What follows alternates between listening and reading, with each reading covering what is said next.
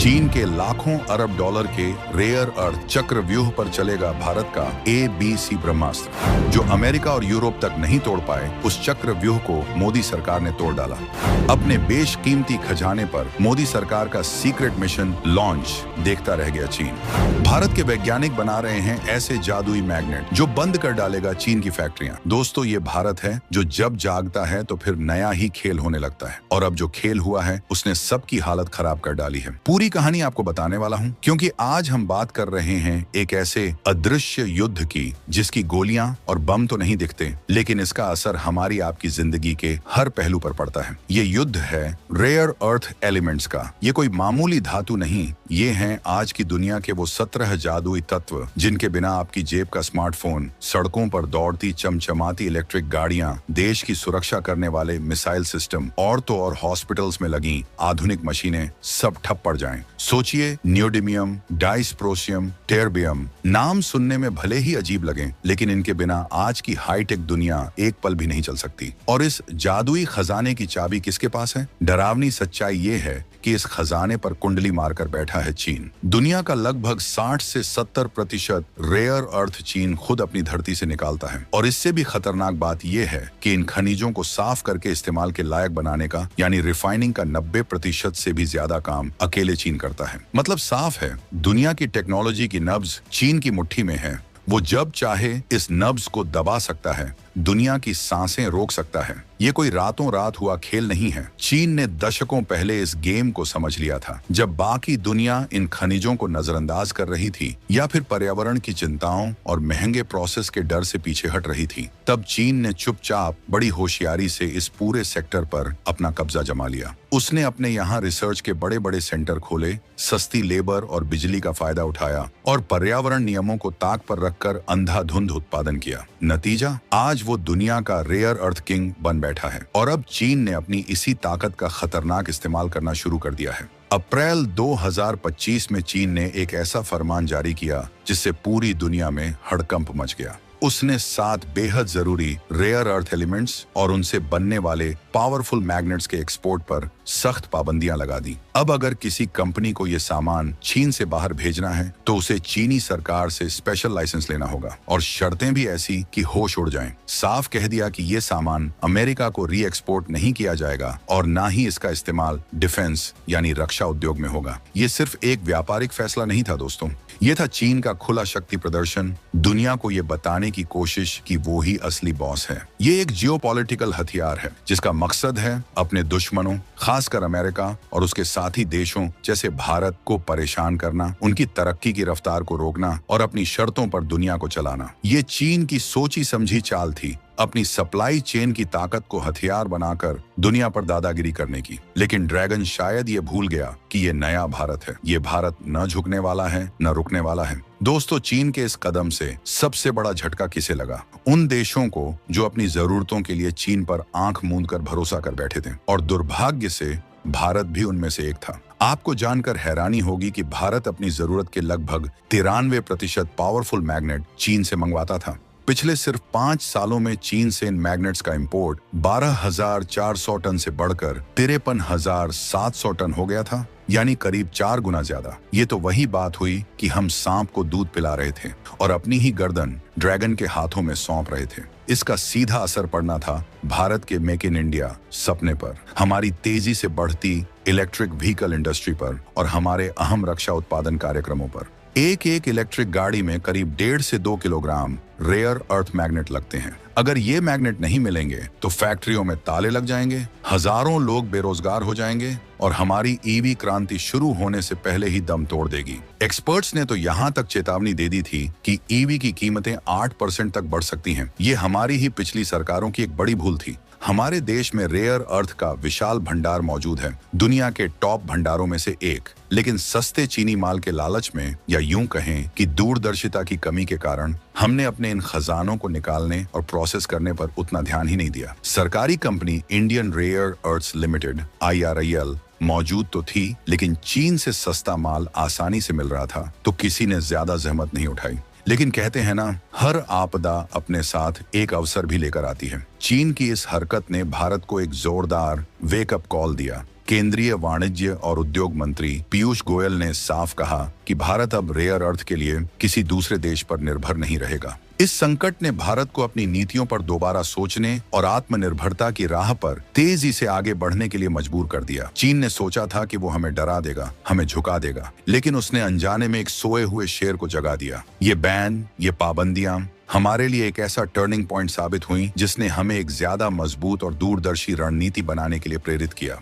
चीन की चुनौती के जवाब में भारत ने जो मास्टर प्लान बनाया है वो किसी थ्रिलर फिल्म की कहानी से कम नहीं। ये प्लान है चौतरफा। हर मोर्चे पर चीन को मात देने का प्लान तैयार हो चुका है। सबसे पहले बात प्लान ए की करते हैं तो भारत ने अपनी जमीन के नीचे दबे गुप्त खजाने को बाहर निकालने का काम युद्ध स्तर पर शुरू कर दिया है। आपको शायद यकीन ना हो, लेकिन भारत के पास दुनिया के सबसे बड़े रेयर अर्थ भंडारों में से एक है, करीब 69 लाख टन। ये इतना बड़ा भंडार है कि अगर हम इसका सही इस्तेमाल करें तो न सिर्फ अपनी जरूरतें पूरी कर सकते हैं बल्कि दुनिया को सप्लाई भी कर सकते हैं। आंध्र प्रदेश, झारखंड, ओडिशा, तमिलनाडु जैसे राज्यों में तो पहले से ही इन खनिजों की खोज चल रही थी। अब मध्य प्रदेश जैसे नए राज्यों में भी बड़े पैमाने पर सर्वे शुरू हो गए हैं। इस नए सोने को ढूंढने में बैतूल, बालाघाट, सिंगरौली जैसे जिलों में हमारे वैज्ञानिक दिन रात जुटे हैं। वहीं दोस्तों, अगर हम प्लान बी की बात करें तो सिर्फ खजाना ढूंढना काफी नहीं, उसे निकाल कर प्रोसेस करके असली माल बनाना भी जरूरी है। और इसके लिए मोदी सरकार ने कमर कस ली है। 2025 में लॉन्च किया गया national critical minerals mission NCMM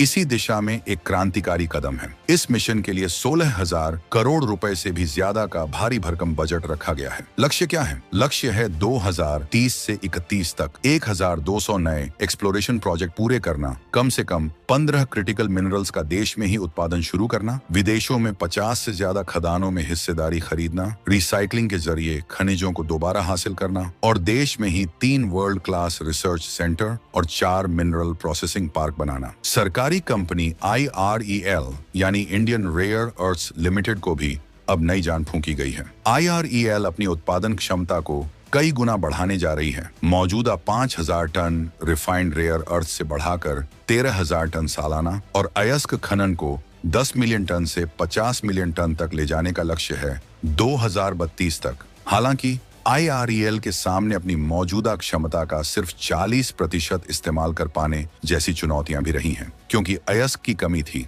लेकिन अब NLC इंडिया जैसी दूसरी बड़ी सरकारी कंपनी के साथ मिलकर IREL घरेलू और अंतर्राष्ट्रीय स्तर पर नए प्रोजेक्ट्स पर काम कर रही है। और इस महाअभियान में सिर्फ सरकार ही नहीं, भारत का प्राइवेट सेक्टर भी कंधे से कंधा मिलाकर चल रहा है। हैदराबाद की कंपनी मिडवेस्ट एडवांस्ड मटेरियल्स दिसंबर 2025 तक भारत में बने पहले रेयर अर्थ मैग्नेट की सप्लाई शुरू करने के लिए पूरी तरह तैयार है। शुरुआत 500 टन सालाना क्षमता से होगी, जिसे आगे 5,000 टन तक ले जाने का प्लान है। ये तो बस एक झांकी है। आने वाले दिनों में ऐसी कई और कंपनियां इस मैदान में उतरेगी और इन कंपनियों को जोश दिलाने के लिए सरकार लेकर आई है प्रोडक्शन लिंक्ड इंसेंटिव यानी PLI स्कीमें। जो भी कंपनी भारत में रेयर अर्थ से जुड़े उद्योग लगाएगी, मैग्नेट बनाएगी, उसे सरकार की तरफ से बम्पर फायदे मिलेंगे। इतना ही नहीं, जैसे हम अपने देश की ऊर्जा सुरक्षा के लिए पेट्रोल डीजल का स्ट्रेटेजिक रिजर्व यानी भंडार बनाकर रखते हैं, ठीक उसी तरह अब इन बेहद कीमती और जरूरी खनिजों का भी राष्ट्रीय भंडार बनाया जाएगा। NCMM के तहत कम से कम 5 क्रिटिकल मिनरल्स का स्टॉक जमा किया जाएगा ताकि भविष्य में चीन या कोई और देश हमें ब्लैकमेल करने की जरूरत न कर सके। ये कोई छोटे मोटे कदम नहीं है, ये है भारत का एक कॉम्प्रिहेंसिव महाप्लान। खदानों की खोज से लेकर फैक्ट्रियों में फाइनल प्रोडक्ट बनाने और भविष्य के लिए सुरक्षित भंडार तैयार करने तक हर मोर्चे पर पुख्ता तैयारी। ये दिखाता है कि भारत अब सिर्फ तात्कालिक समस्याओं का हल नहीं ढूंढ रहा, बल्कि एक दूरदर्शी लॉन्ग टर्म स्ट्रेटेजी पर काम कर रहा है। इतना ही नहीं दोस्तों, मोदी सरकार प्लान C पर भी काम कर रही है, क्योंकि भारत ये लड़ाई अकेले नहीं लड़ रहा। प्रधानमंत्री मोदी की दमदार विदेश नीति का ही कमाल है कि आज दुनिया के बड़े बड़े देश इस लड़ाई में भारत के साथ खड़े हैं। अमेरिका, ऑस्ट्रेलिया, वियतनाम जैसे भरोसेमंद पार्टनर देशों के साथ मिलकर भारत एक ऐसा ग्लोबल अलायंस बना रहा है जो चीन के एकाधिकार को सीधी चुनौती देगा। अमेरिका के साथ तो Bharat minerals security partnership MSP का हिस्सा बन ही चुका है। साथ ही ट्रस्ट नाम का एक नया द्विपक्षीय कार्यक्रम भी शुरू किया गया है जो क्रिटिकल मिनरल्स की सप्लाई चेन को मजबूत करेगा। ऑस्ट्रेलिया के साथ हमारा economic cooperation and trade agreement ECTA पहले से ही लागू है, जिसमें जर्कोनियम और टाइटेनियम जैसे क्रिटिकल मिनरल्स पर टैरिफ खत्म कर दिए गए हैं। दोनों देश मिलकर ग्रीन स्टील और दूसरे जरूरी खनिजों के लिए नई सप्लाई चेन भी विकसित कर रहे हैं और विदेशों में खदानें खरीदने और उनमें हिस्सेदारी लेने के लिए भारत सरकार ने खनिज विदेश इंडिया लिमिटेड यानी कैबिल नाम की एक स्पेशल कंपनी भी बनाई है। NCMM का लक्ष्य है कि भारतीय सरकारी कंपनियां विदेशों में कम से कम 26 क्रिटिकल मिनरल खदानों का अधिग्रहण करें। ये दोस्ती सिर्फ व्यापार बढ़ाने के लिए नहीं है, ये है चीन के घमंड को तोड़ने का एक ग्लोबल गठबंधन और भारत इस नई टीम का एक अहम खिलाड़ी बनकर उभर रहा है। ये कदम सिर्फ सप्लाई सुनिश्चित करने के लिए नहीं है, बल्कि ये चीन के रेयर अर्थ पर एकाधिकार को चुनौती देने वाली एक रणनीतिक जवाबी कार्रवाई है, जिसमें भारत खुद को एक भरोसेमंद विकल्प के तौर पर पेश कर रहा है। दोस्तों, बाहर के सभी प्लान रेडी हैं, लेकिन भारत की लड़ाई सिर्फ खदानों और फैक्ट्रियों तक सीमित नहीं है। हमारे वैज्ञानिक और इनोवेटर्स भी इस जंग में अपना लोहा मनवाने को तैयार हैं। एक तरफ जहां हम अपने भंडारों का इस्तेमाल कर रहे हैं, वहीं दूसरी तरफ ऐसी नई टेक्नोलॉजी पर भी काम हो रहा है जो रेयर अर्थ पर हमारी निर्भरता को ही खत्म कर दे। सोचिए, अगर ऐसे मैग्नेट बन जाएं जिनमें इन 17 जादुई चीनी एलिमेंट्स की जरूरत ही न पड़े। दुनिया भर में इस पर रिसर्च चल रही है और भारत भी इसमें पीछे नहीं है। एडवांस्ड मैग्नेट लैब जैसी कंपनियां रेयर अर्थ फ्री मैग्नेट बनाने की दिशा में क्रांतिकारी काम कर रही हैं। मैंगनीज बिस्मथ MnBi से बने मैग्नेट हों या फिर आयरन नाइट्राइड सुपर मैग्नेट, ये भविष्य की टेक्नोलॉजी है जो चीन के हाथ से उसका सबसे बड़ा हथियार छीन सकती है। और दूसरा बड़ा हथियार है रिसाइकलिंग। आपके हमारे घरों में पड़े पुराने मोबाइल फोन, लैपटॉप, टीवी और दूसरे इलेक्ट्रॉनिक गैजेट्स, ये सिर्फ कचरा नहीं है, ये अपने आप में एक शहरी खदान है। इनमें भारी मात्रा में रेयर अर्थ मेटल्स छिपे होते हैं। भारत अब इस वेस्ट से इन कीमती खनिजों को निकालने की टेक्नोलॉजी पर जोर दे रहा है। अटेरो रिसाइकलिंग जैसी भारतीय कंपनियां न्योडिमियम जैसे रेयर अर्थ को पुराने मैग्नेट्स से सफलतापूर्वक निकाल रही हैं। अगर इस काम को बड़े पैमाने पर और सही तरीके से किया जाए तो हम अपनी 80 से 90% जरूरत तो सिर्फ रिसाइकलिंग से ही पूरी कर सकते हैं। नेशनल क्रिटिकल मिनरल्स मिशन ने भी 400 किलोटन रिसाइकल्ड मटेरियल रिकवर करने का लक्ष्य रखा है। लेकिन दोस्तों, ये लड़ाई इतनी आसान भी नहीं है। चीन ने जो जाल पिछले कई दशकों में बिछाया है वो बहुत गहरा और मजबूत है। सबसे बड़ी चुनौती है रिफाइनिंग की टेक्नोलॉजी। चीन के पास हैवी रेयर अर्थ को रिफाइन करने की 99% वैश्विक क्षमता है और इस तकनीकी दीवार को तोड़ना आसान नहीं होगा। दूसरी बड़ी चुनौती है लागत। चीन अपनी इंडस्ट्री को भारी सब्सिडी देता है, जिससे उसके उत्पाद सस्ते होते हैं। भारत में घरेलू उत्पादन की लागत फिलहाल ज्यादा हो सकती है और बाजार में टिके रहने के लिए हमें इस चुनौती से पार पाना होगा। और फिर है पर्यावरण का सवाल। माइनिंग और रिफाइनिंग से पर्यावरण को नुकसान पहुंचता है और भारत को विकास और पर्यावरण के बीच संतुलन साधना होगा। इसके लिए हमें ग्रीन टेक्नोलॉजी और सस्टेनेबल तरीकों को अपनाना होगा। लेकिन दोस्तों, जब भारत कुछ ठान लेता है तो बड़ी से बड़ी चट्टानें भी रास्ता दे देती हैं। चीन ने सोचा था कि रेयर अर्थ एक्सपोर्ट पर बैन लगाकर वो भारत जैसे देशों को घुटनों पर ला देगा, अपनी शर्तें मनवाएगा। लेकिन उसका ये दांव उल्टा पड़ गया है। चीन की इस दादागिरी ने भारत को उसकी असली ताकत का एहसास दिलाया, उसे आत्मनिर्भरता की राह पर और तेजी से दौड़ा दिया। ये बैन भारत के लिए एक छिपा हुआ वरदान साबित हुआ, जिसने हमें भविष्य की चुनौतियों के लिए तैयार कर दिया।